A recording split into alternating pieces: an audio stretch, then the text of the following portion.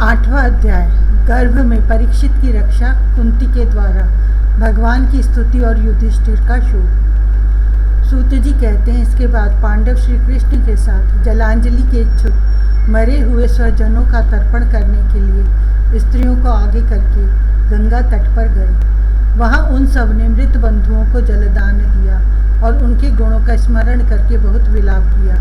तदंतर भगवान के चरण कमलों की धूलि से पवित्र गंगा जल में पुनः स्नान किया। वहां अपने भाइयों के साथ कुरुपति महाराज युधिष्ठिर, धृतराष्ट्र, पुत्र शोक से व्याकुल गांधारी, कुंती और द्रौपदी सब बैठकर मरे हुए स्वजनों के लिए शोक करने लगे। भगवान श्री कृष्ण ने धौम्य आदि मुनियों के साथ उनको सांत्वना दी और समझाया कि संसार के सभी प्राणी काल के अधीन है, मौत से किसी को कोई बचा नहीं सकता। इस प्रकार भगवान श्री कृष्ण ने अजात शत्रु महाराज युधिष्ठिर को उनका वह राज्य जो धूर्तों ने छल से छीन लिया था वापस दिलाया और द्रौपदी के केशों का स्पर्श करने से जिनकी आयु क्षीण हो गई थी उन दुष्ट राजाओं का वध कराया। साथ ही युधिष्ठिर के द्वारा उत्तम सामग्रियों से तथा पुरोहितों से 3 अश्वमेध यज्ञ कराए। इस प्रकार युधिष्ठिर के पवित्र यश को 100 यज्ञ करने वाले इंद्र के यश की तरह सब और फैला दिया। इसके बाद भगवान श्री कृष्ण ने वहां से जाने का विचार किया। उन्होंने इसके लिए पांडवों से विदा ली और व्यास आदि ब्राह्मणों का सत्कार किया। उन लोगों ने भी भगवान का बड़ा ही सम्मान किया। तदंतर सात्यकी और उद्धव के साथ द्वारका जाने के लिए वे रथ पर सवार हुए। उसी समय उन्होंने देखा कि उत्तरा भय से विवल होकर सामने से दौड़ी चली आ रही है। उत्तरा ने कहा, देवाधिदेव जगदीश्वर, आप महायोगी हैं, आप मेरी रक्षा कीजिए, रक्षा कीजिए। आपके अतिरिक्त इस लोक में मुझे अभय देने वाला और कोई नहीं है, क्योंकि यहाँ सभी परस्पर एक दूसरे की मृत्यु के निमित्त बन रहे हैं। प्रभु, आप सर्वशक्तिमान हैं। यह दहकते हुए लोहे का बाण मेरी ओर दौड़ा चला आ रहा है।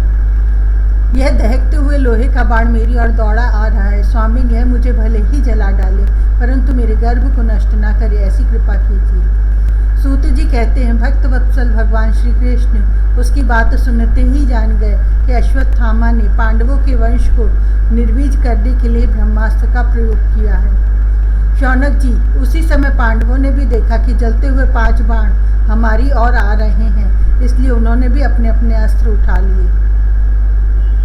सर्वशक्तिमान भगवान श्री कृष्ण ने अपने अनन्य प्रेमियों पर, शरणागत भक्तों पर बहुत बड़ी विपत्ति आई जानकर अपने निज अस्त्र सुदर्शन चक्र से उन निज जनों की रक्षा की। योगेश्वर श्री कृष्ण समस्त प्राणियों के हृदय में विराजमान आत्मा है। उन्होंने उत्तरा के गर्भ को पांडवों की वंश परंपरा चलाने के लिए अपनी माया के कवच से ढक दिया।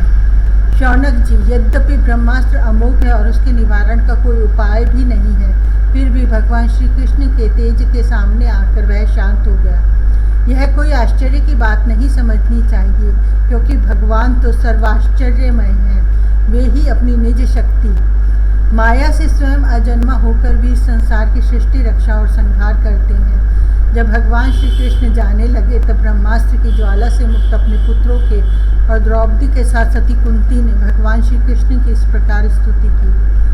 कुंती ने कहा, आप समस्त जीवों के बाहर और भीतर एक रस स्थित हैं, फिर भी इंद्रियां और वृत्तियों से देखे नहीं जाते। क्योंकि आप प्रकृति से परे आदि पुरुष परमेश्वर हैं, मैं आपको नमस्कार करती हूँ।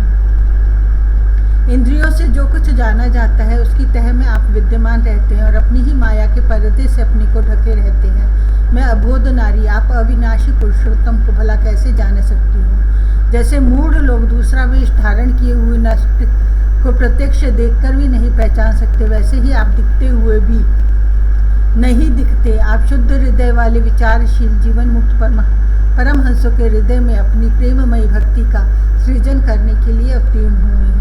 फिर हम अल्प बुद्धि स्त्रियां आपको कैसे पहचान सकती हैं। आप श्री कृष्ण वासुदेव, देवकी नंदन, नंद गोप के लाडले लाल गोविंद को हमारा बारंबार प्रणाम है, जिनकी नाभि से ब्रह्मा का जन्म स्थान कमल प्रकट हुआ है, जो सुंदर कमलों की माला धारण करते हैं, जिनके नेत्र कमल के समान विशाल और कोमल हैं, जिनके चरण कमलों में कमल का चिन्ह है। श्री कृष्ण, ऐसे आपको मेरा बार बार नमस्कार है। ऋषिकेश, जैसे आपने दुष्ट कंस के द्वारा कैद की हुई और चिरकाल से शोकग्रस्त देवकी की रक्षा की थी, वैसे ही पुत्रों के साथ मेरी भी आपने बार बार विपत्तियों से रक्षा की है। आप ही हमारे स्वामी हैं, आप सर्वशक्तिमान हैं। श्री कृष्ण, कहाँ तक गिनाऊं? विश्व से लाक्षागृह की भयानक आग से, हिडिंबादी राक्षसों की दृष्टि से, दुष्टों की धूर्त सभा से, वनवास की विपत्तियों से और अनेक बार के युद्धों में अनेक महारथियों के शस्त्रास्त्रों से और अभी अभी इस अश्वत्थामा के ब्रह्मास्त्र से भी आपने ही हमारी रक्षा की है। जगत गुरु, हमारे जीवन में सर्वदा पद पद पर विपत्तियां आती रहें, क्योंकि विपत्तियों में ही निश्चित रूप से आपका दर्शन हुआ करते हैं और आपके दर्शन हो जाने पर फिर जन्म मृत्यु के चक्कर में नहीं आना पड़ता। ऊंचे कुल में जन्म, ऐश्वर्य, विद्या और संपत्ति के कारण बढ़ रहा है, वह मनुष्य तो आपका नाम भी नहीं ले सकता, क्योंकि आप तो उन लोगों को दर्शन देते हैं जो अकिंचन है। आप निर्धनों के परम धन हैं। माया का परपंच आपका स्पर्श भी नहीं कर सकता। आप अपने आप में ही विहार करने वाले परम शांत स्वरूप हैं। आप ही कैवल्य मोक्ष के अधिपति हैं। आपको मैं बार बार नमस्कार करती हूँ। मैं आपको अनादि, अनंत, सर्वव्यापक, सबके नियंता, काल रूप परमेश्वर समझती हूँ। संसार के समस्त पदार्थ और प्राणी आपस में टकराकर विषमता के कारण परस्पर विरुद्ध हो रहे हैं, परंतु आप सब में समान रूप से विचर रहे हैं।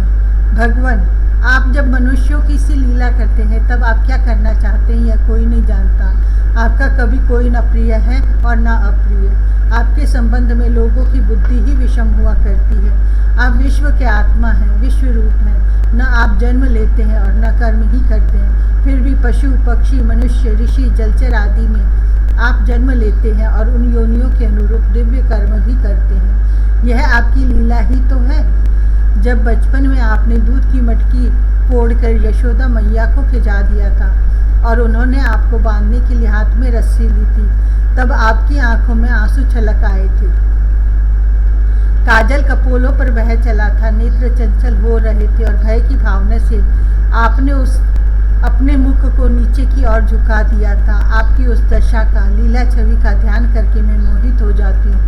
भला जिसके भय भी भय मानता हो, उसकी यह दशा आपने अजन्मा होकर भी जन्म क्यों लिया है, इसका कारण बतलाते हुए कोई महापुरुष यूँ कहते हैं कि जैसे मलयाचल की कीर्ति का विस्तार करने के लिए उसमें चंदन प्रकट होता है, वैसे ही अपने प्रिय भक्त पुण्य श्लोक राजा यदु की कीर्ति का विस्तार करने के लिए ही आपने उनके वंश में अवतार ग्रहण किया है। दूसरे लोग यूँ कहते हैं कि वसुदेव और देवकी ने पूर्व जन्म में सुतपा और कृष्ण के रूप में आपसे यही वरदान प्राप्त किया था, इसलिए आप अजन्मा होते हुए भी जगत के कल्याण और दैत्यों के नाश के लिए उनके पुत्र बने हैं। कुछ और लोग यूँ कहते हैं कि यह पृथ्वी दैत्यों के अत्यंत भार से समुद्र में डूबते हुए जहाज की तरह डगमगा रही थी, पीड़ित हो रही थी।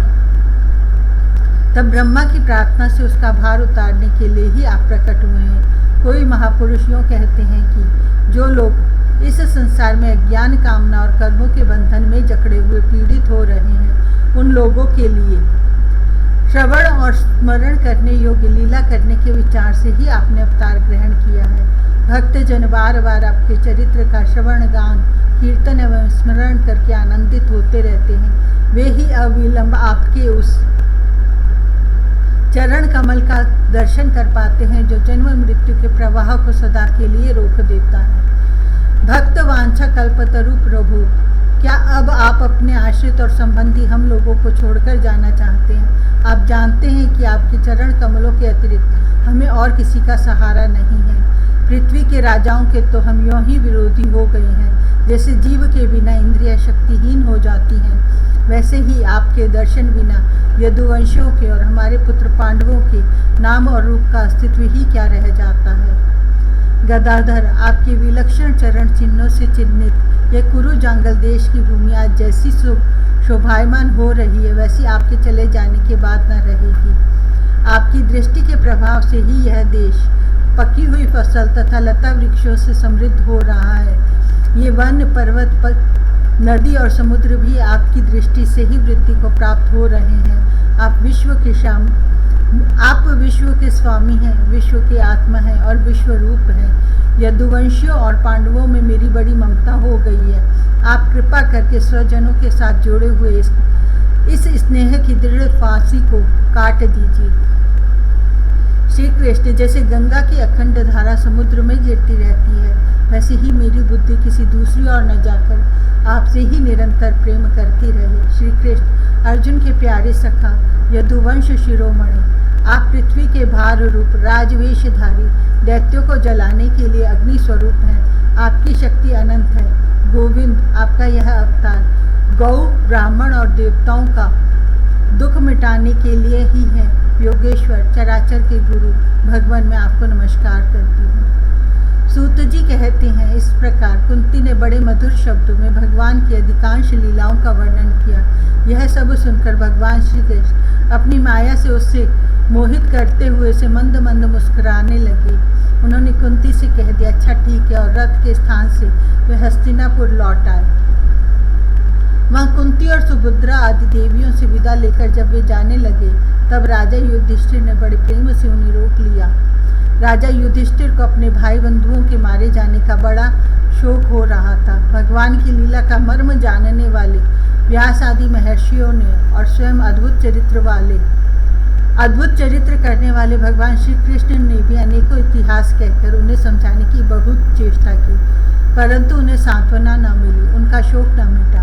शौनक आदि ऋषियों, धर्मपुत्र राजा युधिष्ठिर को अपने स्वजनों के वध से बड़ी चिंता हुई। वे अविवेक युक्त चित्त से स्नेह और मोह के वश में होकर कहने लगे, भला मुझ दुरात्मा के हृदय में बद्धमूल हुए इस अज्ञान को तो देखो। मैंने सियार कुत्तों के आहार इस अनात्मा शरीर के लिए अनेक अक्षौहिणी सेना का नाश कर डाला। मैंने ब्राह्मण, बालक, संबंधी, मित्र, चाचा, ताऊ, भाई, बंधु और गुरुजनों से द्रोह किया है।